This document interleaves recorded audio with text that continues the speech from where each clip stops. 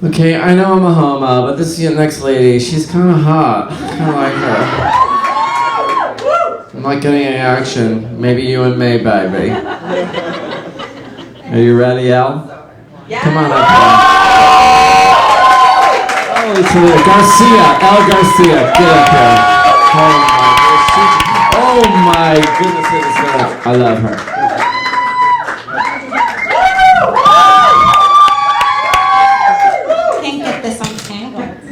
Anyway, are you guys having a good time tonight? I am not having a good week. I'm just going to come out and say it. I'm really not. Maybe some of you are. Utah, maybe? Yeah, no? Yeah. Oh, good for you. Smart move. You know, I got an email this morning from a friend of mine, and it was a New Yorker article, and it said, Donald Trump confirms that he just Googled Obamacare. There's no joke in that. That's our reality now. And since we don't have a woman in the White House, let's talk about some women's shit, shall we? Show of hands, how many of you have been pregnant? Oh, perfect. So when you were pregnant, what was your biggest concern? That I would die giving birth. That's a legitimate concern. That's some real shit. I'm so glad you say something corny like the baby. Because you and I both know that the baby is a thug. The baby's a fetus and the baby don't give a fuck about you. The baby's in there like sucking the life out of you, and if it's a girl, creating a nice pair of titties. The fetus doesn't care. The fetus is running a political campaign out of your uterus. It's emailing the right, telling them, please tell my mommy not to kill me. Defund Planned Parenthood. The fetus don't give a fuck. Your biggest concern should be your pussy. Because there's no pro-life movement for your pussy. In fact, that was my biggest concern. And because I wanted a vagina that was just as tight post-pregnancy as it was pre-pregnancy. And then I thought about it for a minute. Like, think about it for a minute. How tight is your pussy? No, for real. How do you know that your pussy is tighter than hers or vice versa? Like, you really don't know. As a heterosexual woman, I know you might know, you may have some idea of like pussy tightness. But for girls who sleep with men, you really don't know, right? You think you have a tight pussy, but you may not. You see, men have porn, right? So you either have a porn cock or your cock, right? But there's no need to Google, is 3 inches big enough? It's not. And you know that. But for women, there's no way for us to be competitive about pussy tightness. And thank God. Because if we could be competitive, Neutrogena. You know it's true. Neutrogena and Summer's Eve would be making so much money out of pussy tightening cream. And we would all buy it. We would all buy it. Except the feminists. The feminists would say, fuck that shit. Fuck the toxic notion of a Neutrogena tightening cream. That's right, it's true.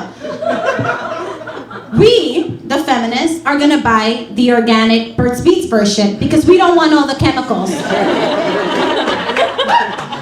And I would probably buy that too. Anyway, but I was also really obsessed with my butt because this was a long time ago. This is before I was pregnant, before I had a baby, because I'm from the Bronx.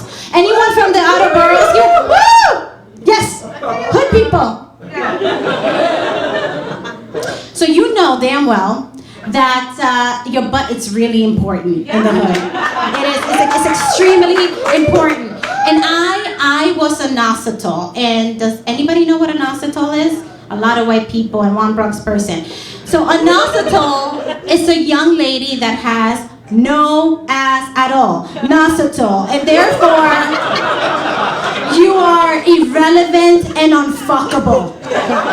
And the resident papi chulo of my high school wanted nothing to do with me. which is why I wasn't 16 and pregnant and I got to go to college.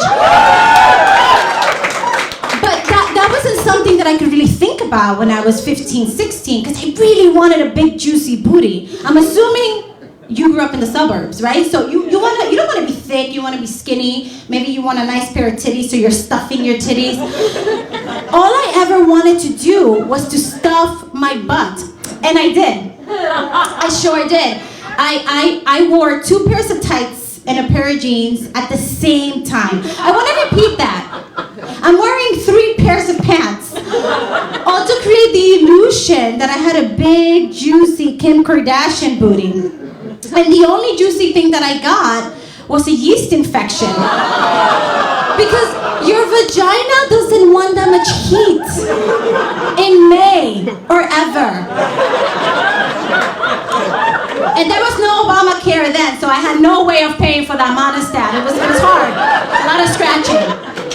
Anyway, let's move on from body image issues. Let's talk about something else. I can tell that a lot of you, especially the Utah table, a lot of you do on drugs, right? I see some crackheads here. You all look like you're on drugs right now.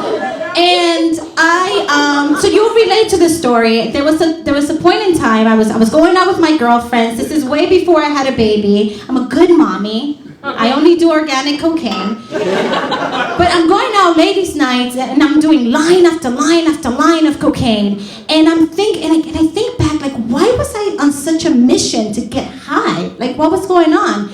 And I think maybe I wanted to have a Scarface moment, and I thought that I was gonna be so alert and aware and no creepy old dude was gonna come and grab me by the pussy. That's what I thought. But unfortunately, a more accurate depiction of what happened was that I had a Pulp Fiction moment and I almost died. But Jesus saved me. Jesus took the wheel, because he sent me out that night with a girlfriend of mine who's a doctor, and she gave me a shot of Patron because she went to Google College of Medicine and she learned that you need to manage your uppers and your downers, and that's my time. Thank you, guys.